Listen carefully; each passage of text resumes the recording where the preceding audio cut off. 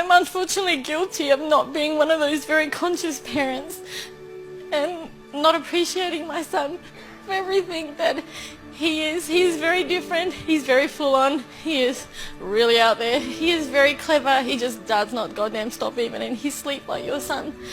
And I don't know how to deal with that shit sometimes, and I just lose it. And we were talking last night about how we speak to our son. And I know I'm not a bad mum. I know that I only did what I knew then. Yeah. How old's your son? He's 8. Beautiful. Do you know the best thing about this scenario right now? What? Do you know when a child's brain becomes fully developed? When they're about 10? No, 28. Oh, 20, oh thank God, I could fix it. Yeah, you can. But here's what we need to understand as parents. Kids are loud, they're messy, they're all over the place, they're intense, and that's how kids are supposed to be. Kids aren't supposed to be well behaved. They're supposed to basically come into this world and flail their arms and find out where the boundaries are. That's what kids do. And our job as parents is to allow them to find those boundaries safely.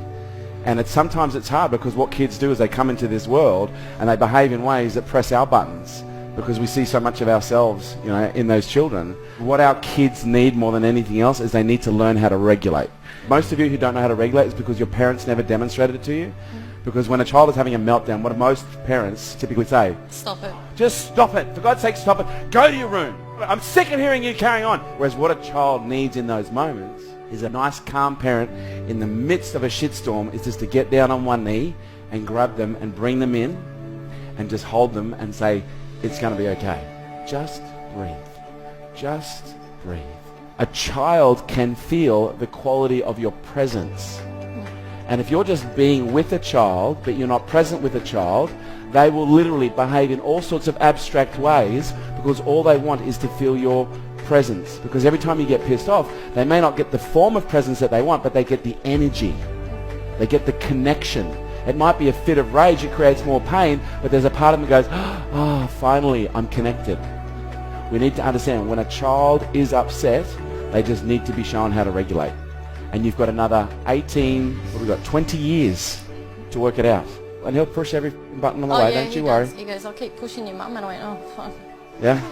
But that's their job. Their job is to make us strong, okay? Their job is to teach us. They're the greatest teachers you've ever had. Thank you. Thank you for sharing. 1, 2, 3. Honestly, this is my legacy.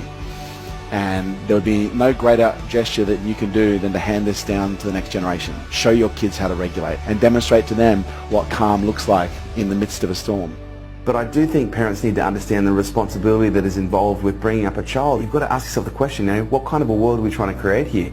The more you work on your personal issues, the less chance you have of transferring it onto them, and them having to deal with it. Pass down wisdom, not wounds. The greatest opportunity our kids have is by learning through the best example that we can give them. Our species really is dependent right now on a new generation of thought leaders coming through who are healthy, who are happy, who are balanced, who can look at things in a more conscious way and make better decisions than some of the decisions we're making right now collectively. I look at my business, I look at everything else, and he's my greatest legacy. I don't see myself leaving behind money. I'm leaving behind this incredible human being that if I condition, support, train and coach properly, he's going to be able to create and affect 10 times the change that I have in my lifetime.